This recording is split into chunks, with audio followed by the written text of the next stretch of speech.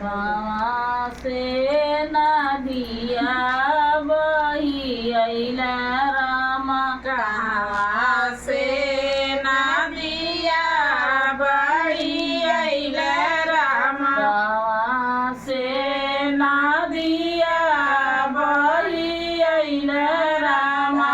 कहाँ से नदिया बही अइला रामा। अरे कहाँ गिरेला उनका धारा राम लक्ष्मण खेलने वारा।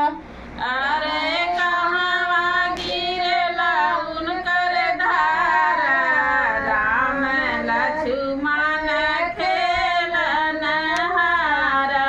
अरे कहाँ गिरेला उनकर धारा राम लक्ष्मण खेलने वारा।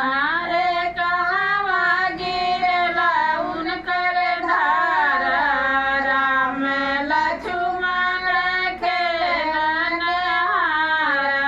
मथुरा से नदिया बही अइला रामा। मथुरा से नदिया बही अइला रामा। मथुरा से नदिया बही अइला रामा। मथुरा से नदिया बही अइला रामा। अरे गोकुला में गिरेला उनकर धारा राम लक्ष्मण खेलने वारा। अरे गोकुला में गिरे उनकर धारा राम लक्ष्मण खेलन हारा। अरे गोकुला में गिरे उनकर धारा राम लक्ष्मण